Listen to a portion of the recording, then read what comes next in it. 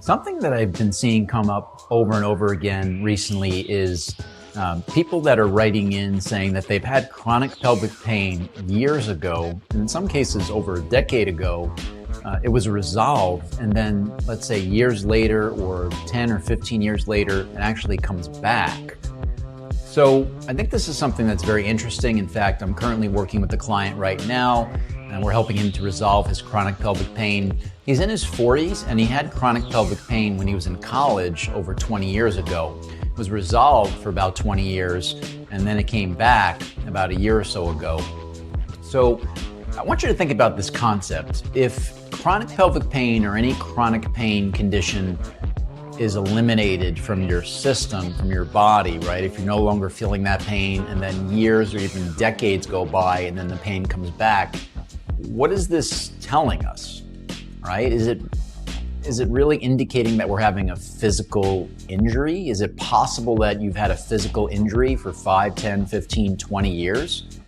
How is it that that injury didn't heal yet, right? Most injuries will heal between 4, 6, 7 weeks. If you think about it, if you break your arm, the doctor puts a cast on it, 6, 7 weeks go by, that injury has healed.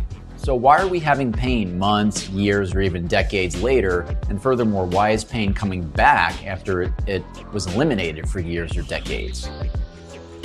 I believe this is a prime indicator that most of the time, chronic pelvic pain is a neuroplastic condition, meaning that the pain is very real, but the pain is not actually originating in the body. It's actually originating in the brain, and it's a neuroplastic pain or a psychosomatic condition where the brain is signaling pain to a certain part of the body, in this case, down below for chronic pelvic pain.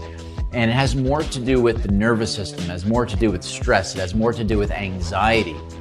So perhaps when you're at a different stage in your life, years or decades later, certain life events can happen or things may happen to trigger that pain again. So the brain and the nerves are firing and wiring, and now you're going back into that chronic pain state. You're not necessarily injured because it's impossible really to hold an injury for that long. The tissues would have healed already. So if you're someone out there that has had intermittent pain or chronic pelvic pain for years and then it went away and now it's back, I really encourage you to seek out alternative methods of healing, and I really encourage you to look at this from a different perspective and try to understand that perhaps it really has nothing to do with an injury and it really needs to be addressed in a different way.